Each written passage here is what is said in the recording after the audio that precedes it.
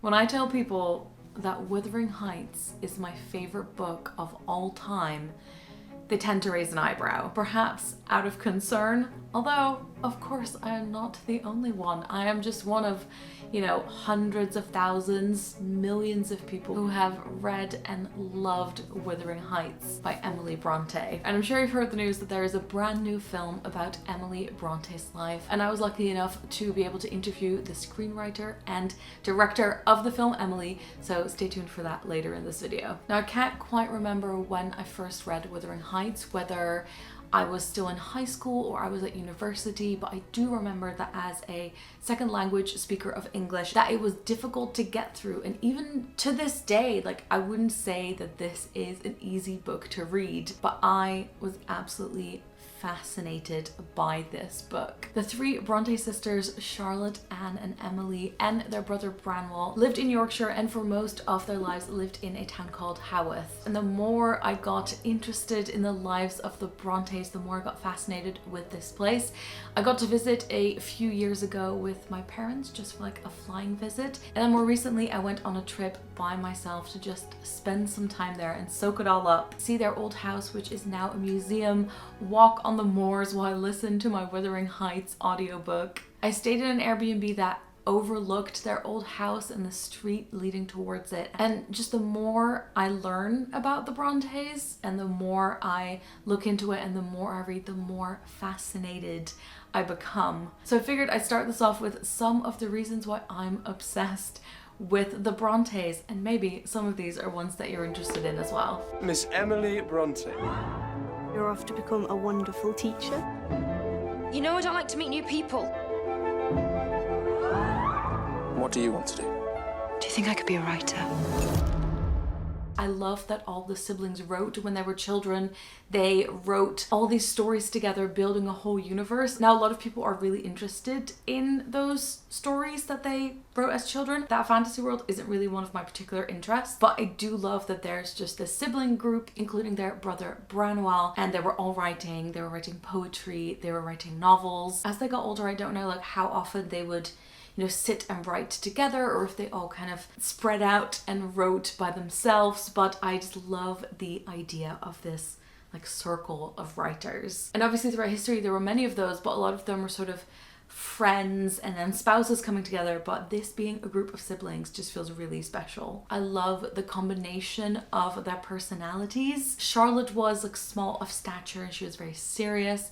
Anne was, I guess, more of the quiet one. Emily was the weird one. Obviously, that is extremely simplified, and I would love to learn more about their different characters, but I love that dynamic. As women, they had to publish under pen names, and even then, these books absolutely shocked the readers and reviewers. As with many authors, their experiences and their environment are so tightly bound into their writing. So they lived in Yorkshire, they had this gorgeous wild landscape all around them, right at their front door. I think at the same time also there was this huge amount of imagination used in the writing. When you read Wuthering Heights and you hear about Emily Bronte's life, you do think, where did this come from? It has these dramatic scenarios, these really cruel, intense relationships. When you read about her life, some of it you can kind of match up, and a lot of it just still remains so much of a mystery. There was a huge connection and inspiration to the Gothic, again, especially with Wuthering Heights, with The Haunting. I absolutely love Gothic fiction.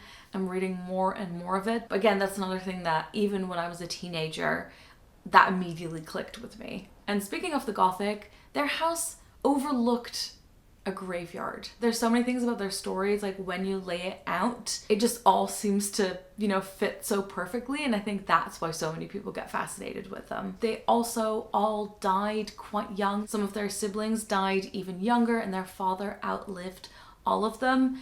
People sometimes tend to romanticize early death, but it's interesting to think what would their lives have looked like if they had made it into their 40s and 50s, and if they wrote more novels and had more recognition during their lifetime. And then tied into that as well, there is the context of the limited options there were for women at the time, especially unmarried women. I guess they became teachers, governesses. There were a few other options, but it was limited, and they wanted to be creatives and they wanted to write. And perhaps some of that practically was also coming from, what talents do we have that we can use to make money?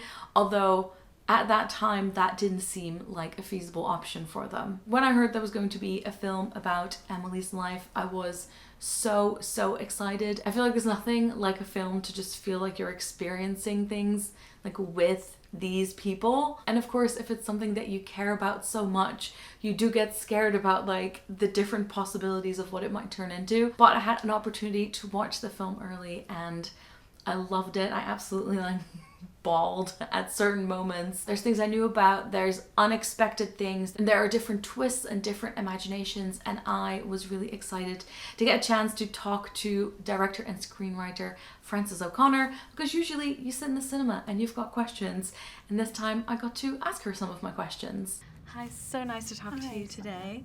I absolutely love the film. I'm a big Bronte fan. Wuthering Heights is my favorite book. Great. Usually when I tell people that, they say, "Are you okay?" And obviously the first question is, what was your first introduction to the Brontes? Were you young? Were you a bit older? What was the first time you were introduced to them? I mean, I read Wuthering Heights because people just said, "Oh, you should read this." But I was like 15 and I had this hour's journey to school every day. So I read that on a bus, and I kind of would get off at my stop after I've been on the Yorkshire moors. So for me, I thought it really just piqued my imagination, and the power that's in that book for 15-year-old girls. Yeah. Some people are introduced to it because they have to read it at school, but then there's something to it when you discover it on your own. I think that makes it extra special. Yeah, and my sister, who's just like 1 year older than me, she was reading Jane Eyre, and then at a certain point we switched. So brilliant. Yeah, that's fantastic. We love that. There's obviously a lot of mystery around the Brontes. There's a lot of things that we know, a lot of things that we don't know. A lot of this film is based in fact. A lot of it is based in sort of your vision and your imagination. And I wanted to ask, how did you go through that decision process, and what was the inspiration behind that? Yeah, when I was doing a film as a young actor, I went up to Haworth for the first time, and it was just so evocative, that world. I don't know if you've ever been up there. Yes, I went last year right. on a solo trip, and it was, don't want to say life-changing, but it was fantastic. It's really very special. Yeah. And it just really piqued my imagination. So then I started doing research, and there were a lot of different things. I thought, well, how do I want to tell this story? And I really wanted to kind of bring Emily to a younger audience. So I didn't want to tell like a period drama, faithful biopic. I wanted to kind of use elements of Wuthering Heights, things that I thought I had identified in her that I also felt as a young woman growing up, feeling like who I really was maybe not accepted. And so I thought it was a good lens actually for kind of exploring some of these themes, I think, that would maybe speak to, like people your age,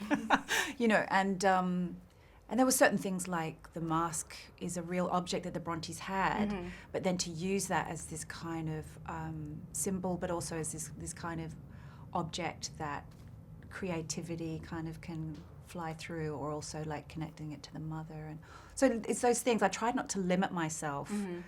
And I think that's probably how Emily wrote Wuthering Heights. And I don't know if you know, like when it came out, it was damned in the press, and she didn't get her first good review for that book till 50 years after she died, because I think Victorian society, it was just too much for them. It's a lot. It's too much, and she, and I think that's because she did have such a powerful imagination. So I kind of also wanted to slightly go with that as well as an idea, I think. How did you want to, obviously I've seen the film, but how did you want to shape the visuals with your team? So obviously it was very immersive, the costumes were absolutely wonderful, there's the lightning bolt dress, there's very minimal makeup, and so I was kind of wondering how with your team you went about sort of creating that vision. Yeah. I mean, I think because we do have, every now and there's a kind of a moment that is kind of a little bit magical, that I wanted to also really ground it as a piece. So we do very gentle handheld, so it feels documented, very little makeup, natural hair. The acting's very real, the costumes are more like clothes. So you forget, you're like, oh no, this is real, I'm really in this world. And then we can kind of take these kind of flights into something a bit more fantastical, because you believe that the world you're in is real. And then also sound was very important, like so you can hear the actors breathe, or the characters breathe, you can hear the wind, and then the bird song, all of that kind of, all these elements kind of create this reality that hopefully, and I'm so glad you said immersive, because that's kind of what we were going for. Absolutely, yeah, definitely. Yeah. And I think the music as well, and sort of when Yeah. she's running on the moors, that was so invigorating to watch. It was fantastic. It's great. And then you talked a bit about visiting Haworth. How was it, shooting that on location and bringing it to life in that way? Yeah. And how much were you able to do that? We couldn't, so you can't shoot in the museum, obviously, because it's a working museum and it's a very precious building. So we found this fantastic place in Dent, which is about an hour's way, but into kind of north, so it's quite kind of virginal, that kind of moorland there, whereas it's slightly built up now around Haworth. So, and we wanted to create an atmosphere that felt very kind of evocative and untouched. And then we just got very lucky with this house that we shot in. It looked very similar to the real parsonage, but it was slightly more Gothic, so it was kind of perfect. Even better, yeah. Yeah, so it's not faithful, but it feels connected, but it's its own thing. Yeah. Wonderful. Yeah. And final question, and I don't know if you have an answer for this in particular. I was just wondering again, because people watching this will be, big readers and very interested in this. Did you come across anything in sort of, reading up on things, any books or any other sources that you think this would be really interesting for someone to look at after they've seen this film and gone, I want to know even more? I mean, there's two books I think that are really great. Lucasta Miller's The Bronte Myth is really interesting because it's about how we view the Brontes through the ages, and it's just a really fun read as well. And then the other one is Juliet Barker's written this tome, but if there's things you want to research after the film to find out, is that real or is it not real, that's a really great one, and it's also a great, very long read, but it's great. Wonderful. Yeah. All right, thank you so much. Thank you so much.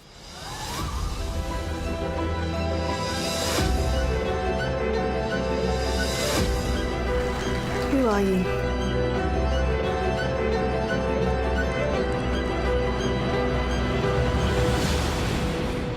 You wait and see.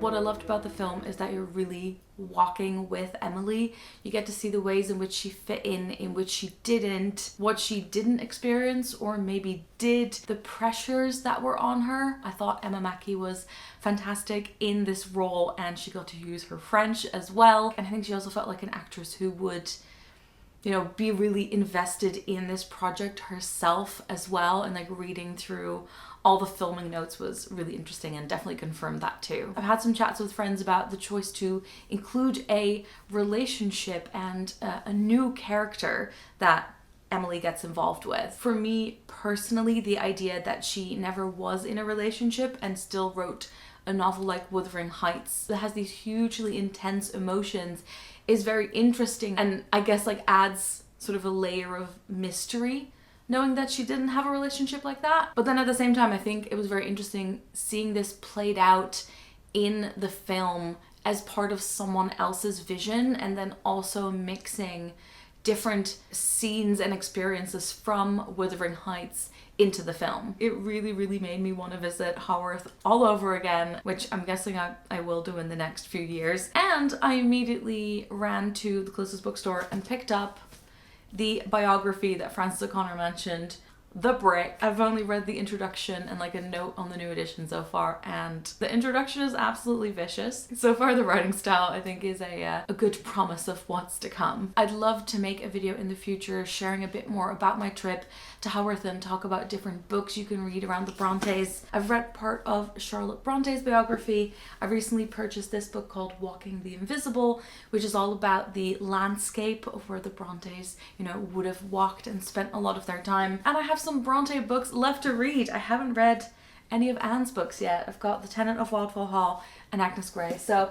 there's so much more to explore around the Brontes. The more I read, the more I'm interested in it. And if any of this kind of sparked your imagination, how much or little you know about the Brontes, I would definitely recommend going to see Emily and just dive into it. If you have any Bronte specific requests that you would like to see, please let me know in a comment. Same goes for when this video is out and the film is in cinemas and you have seen it. I would love to know what you think. Thanks for watching, and I'll talk to you soon. Doei!